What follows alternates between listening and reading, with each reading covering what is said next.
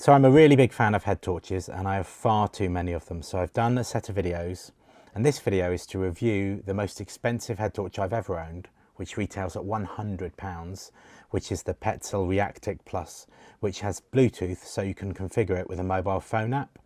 It's also got a light sensor so it reacts to turn up and down depending on the conditions, and it's a 300 lumen rechargeable head torch. So I could easily measure the brightness of the head torches. I've made up this little rig. So this is just a cheap lux meter from eBay, screwed to a bit of wood, and then this is an old milk bottle which I've put inside itself as a diffuser, so that when you shine a bright light through them, it spreads the light out and you can measure the sort of total light coming out rather than just the bright spot of the beam. So first I wanted to compare just how bright this is. So the Reactik Plus is 300 lumens, which is much more than the Zipka, which is 200 lumens. So I've measured the brightness with a fresh battery straight away, waiting 30 seconds. And that gives on my rig an output of 117.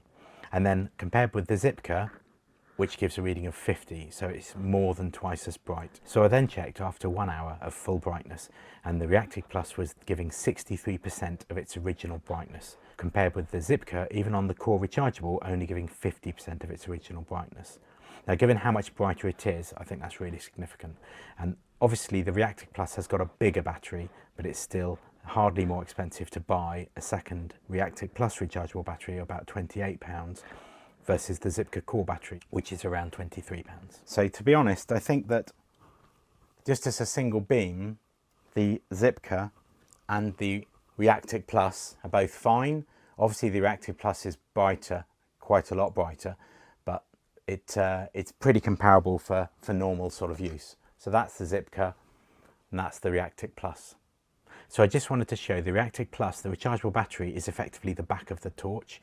So whilst you could swap it and have a spare one fully charged, they cost about £28, but you don't have to take it out to charge. You just pull up the rubber flap on the top. Whereas if you have the Core rechargeable in the other torches, you have to open them to charge. So just to show the app, which I tried on Android devices, on my phone and a tablet, and neither of them worked very well. So I've used my wife's Apple devices. It works fine on the iPhone SE and it works fine on a new iPad. It allows you to connect with Bluetooth, and then you can see the status of the torch, how much battery it's got, and which level it's on, which is kind of pointless. But you can tailor the profiles. So as it comes, the profiles have 3 brightness levels. Now I prefer to just have 2, so I've changed them. So I've got a 10-hour mode and a 2.5-hour mode. Now, one of the things that annoyed me was that you cannot change the order of those. So you can't have the brightest first. You can only, whatever brightness levels you set, it will sort them the least bright to the most bright, which is annoying. You then can load that to the head torch. And once you've done that, you have to turn off Bluetooth on the torch, really, because otherwise it will drain your smartphone battery. And to be honest, I can't see any real reason why you'd want to use the smartphone while you're out walking or something. But to be able to configure the levels, it is nice. If you compare the Reactik Plus with the Reactik, which is a bit cheaper, it is slightly lower output, so it's only 220 lumens versus 300. And it doesn't have the Bluetooth, so you cannot change the profiles. But the 3 levels probably would be adequate.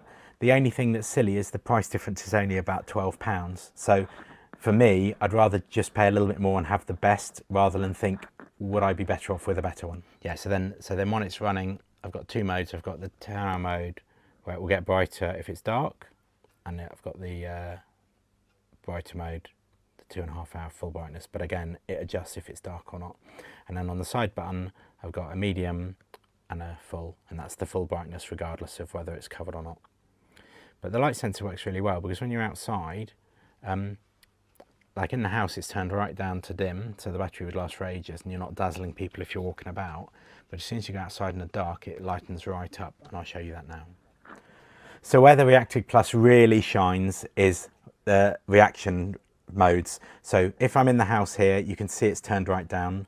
And as soon as I walk outside, it will instantly turn up the power. So now I can see right to the end of the garden. And when you look up around, it's on full brightness. But as soon as I turn back and there's any kind of light, it'll immediately shut down and reduce the brightness, so it uses less battery. It doesn't dazzle you, and it's perfect when you're going in and out of the house or a tent or anything like that. You're not dazzling people when you're inside. but as soon as you need the extra power, it cranks right up automatically. So that works brilliantly, and to me that's the standout feature which makes this much better than my other head torches. The Bluetooth, I think, is kind of a gimmick.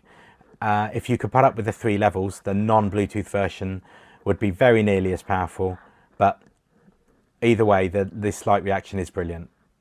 Hope that's useful.